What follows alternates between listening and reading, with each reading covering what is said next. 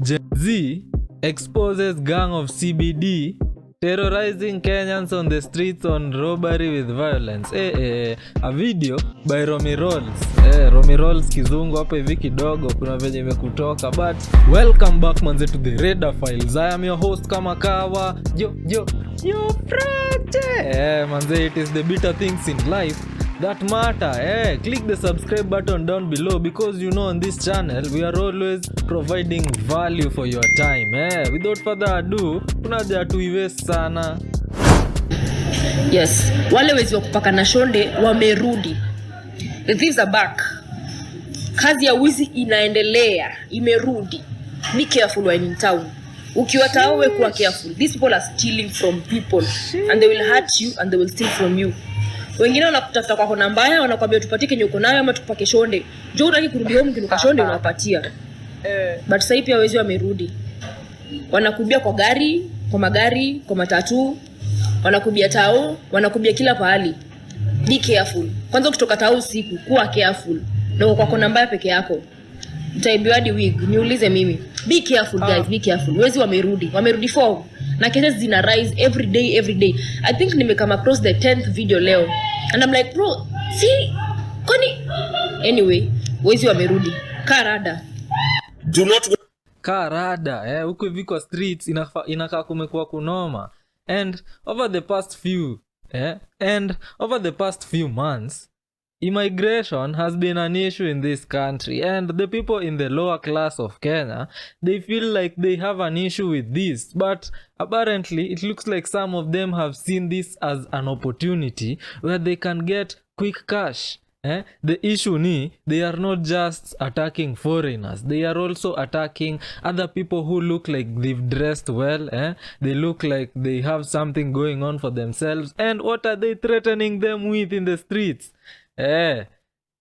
Poop. I just said it. Kinyesi, mavi. Imagine being threatened with poop. Either you give me what you have or I smear this shit on you. It may sound funny, but ni crazy. Streets wameamua ni hivyo. And if you ask a lot of people, they are going to tell you that the CBD is quite dark at night. That's why most people are actually being robbed in these certain situations. It is not only people threatening with poop on their hands to steal from you. It goes to an extent where some of them are even using certain medications to interfere with your consciousness so that they can rob you blind. Situations zimekuwa ni tough kwa hizi streets, and I'm going to talk more about this and why this is happening as we continue down with this video.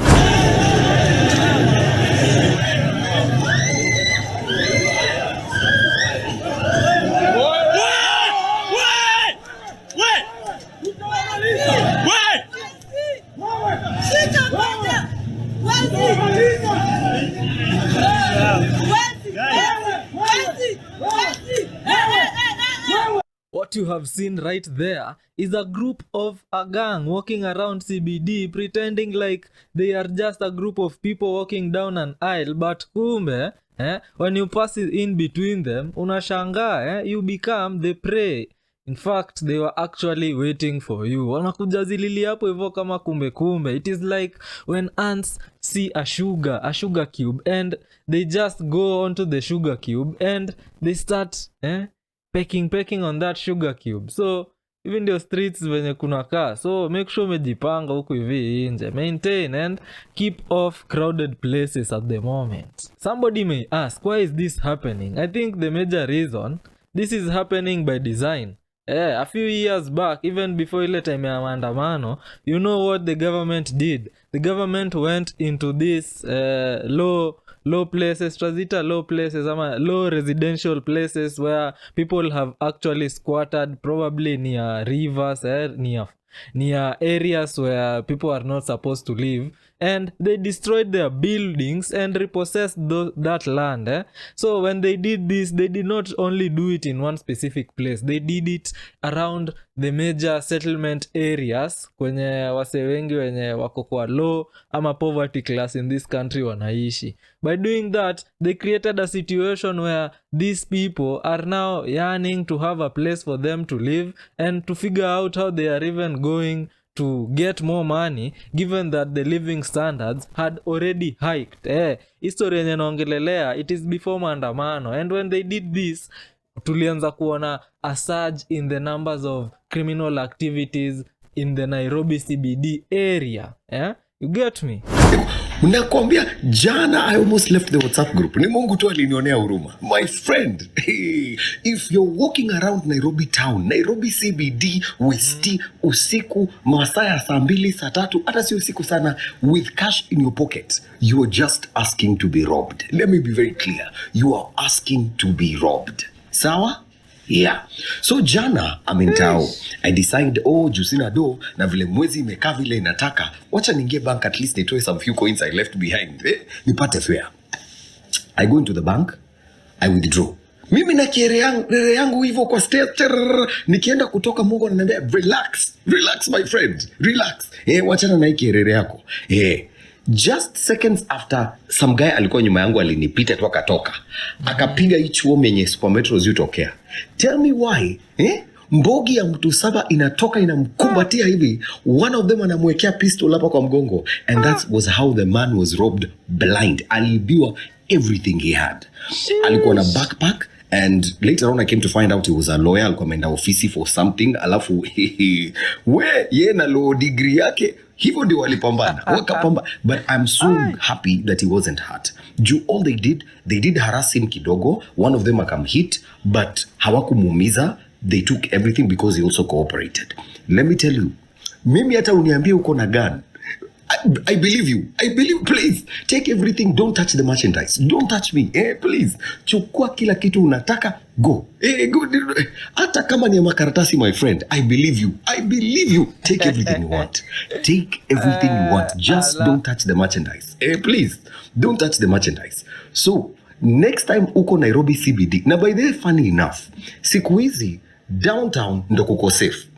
Uptown yote uko juu kote wizi yenye inaendelea. Na ni wizi ya magani. My friend, wacha nikae na hookers downtown. Stay safe and please only carry enough money for your transport. Tafadhali usiibiwe simu na uibiwe kila kitu. Please just stay safe and pray. Siku nzuri. So what is he's telling you is you are safer with the hawkers, but in fact you might even be at a dangerous position with the hawkers than with the civilians. You may realize sometimes back then, kuna time yenye hawkers ndio walikuwa wanatumiwa kama the bait. Whenever you go to a hawker and buy something, then they know that this guy has a little bit of money, especially if you are paying with your phone. They know that we have caught somebody and we are going to deal with them. Hapa hivi venye Kenya tu inaweza kusaidia right now in these streets. You know, there is little things that thugs look at and observe that most people don't see.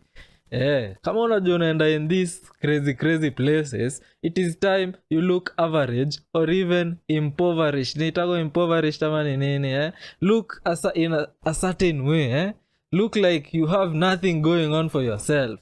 Kuna venye hii tabia pia tunasikia ngoko hivi kwa streets. Kwanza saa hii venye vitu zimejaa unasikia my loves, wacha nikuonyeshe shimo ya kununua cologne, sijui ufanye nini, shimo ya kununua jacket, shimo ya kununua kofia. Sasa jaribu kung'ara. Uking'ara unajimulikisha, na ukijimulikisha you become a target. So make sure if you are going to certain places you are dressing for the occasion. Kama unaenda place yenye inakaa hivi, make sure umedunga tu ovyo na ukai niko na kakitu.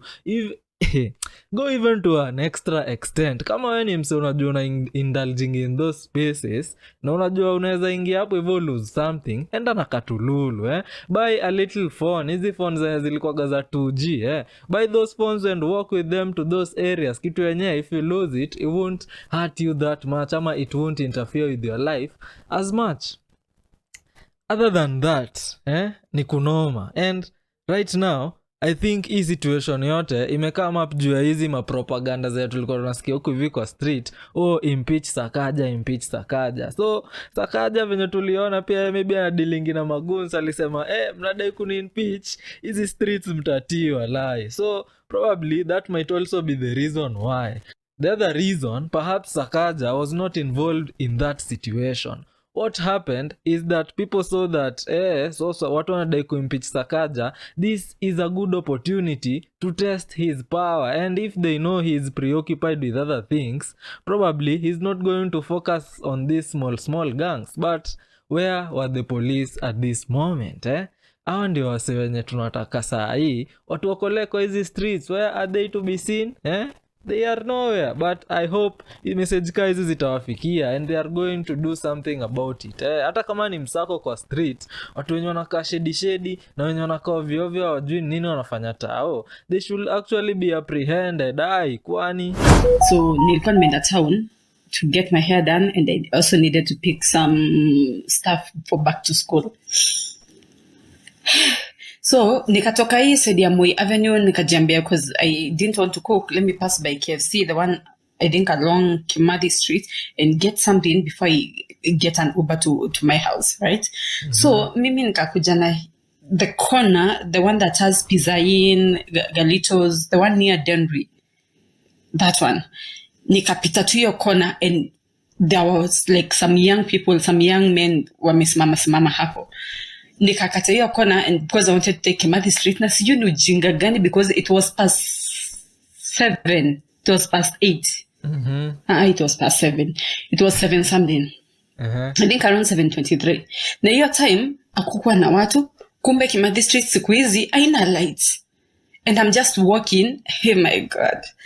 Kidogo just before Sarova Stanley, kitu ikaniambia tu toka hii side ya Super Cosmetics, cross to the other side, and then utembene huko, because I could see at least the other side had better security, because there were like watchmen around some buildings. So mimi nika cross haraka.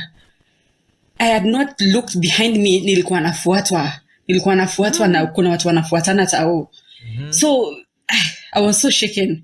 Nikasimama hapo, hiyo loading bay hiyo ya I think iko na pharmaceuticals or something, nikaita Uber. Nimeita Uber, nikamwambia mtu Uber, by the way, nilikuwa nafuatwa and I need to pick dinner, ningoje hapa kidogo nakuja.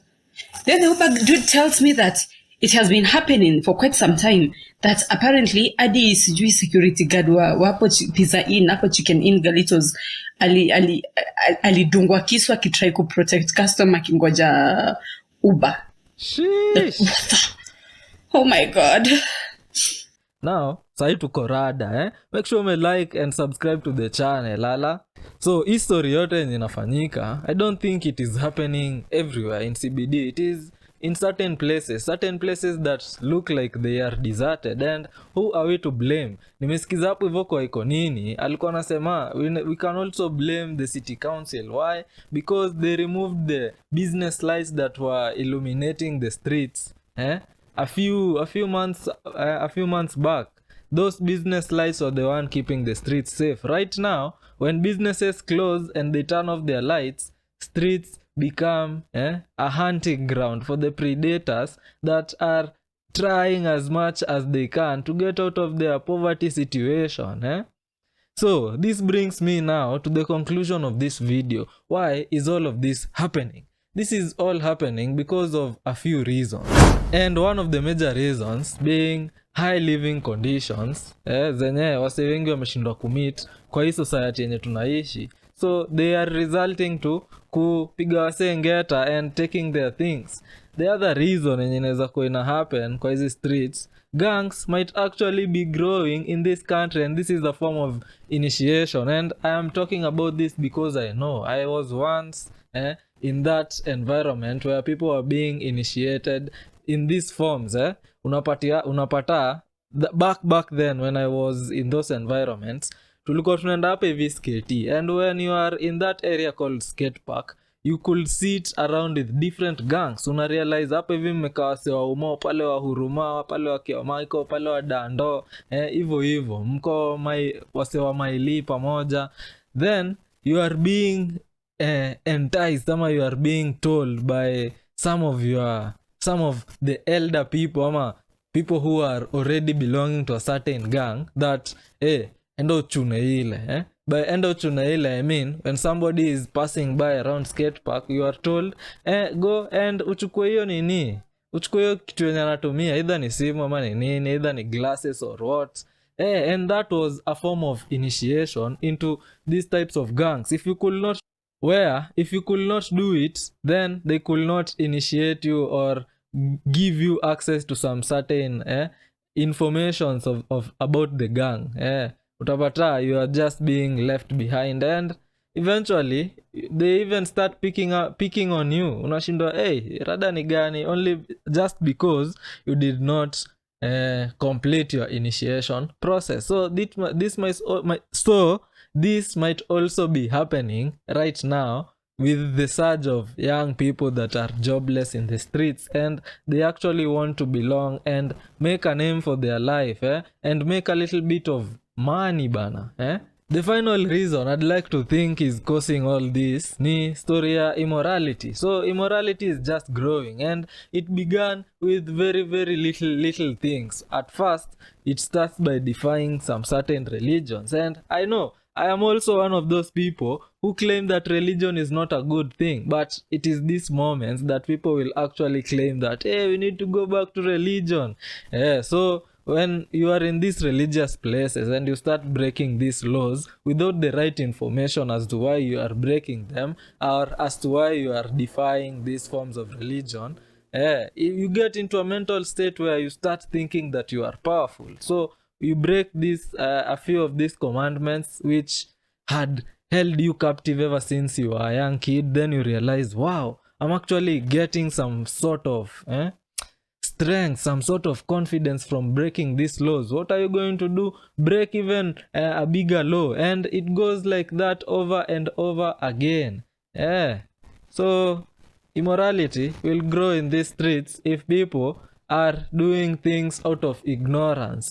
Unaenda tu naambia msee, oh, religion si mzuri, and they don't know why you are telling them that. And if you convince them well enough that some things of these religions were just done so that they may control your mind, and themselves, they had not created that curiosity within them to figure out the actual truth, then these people can be easily controlled. And I think this is also a tactic that the gangs use. Without further ado, acha nisibonge sana. So you let me know what you think about this whole story that is happening kwa situation yenye, kwa society yenye tunaishi. YouTube thinks you might be interested in the video on your screen at the moment. Click on that video. I'm waiting to see you on the next one.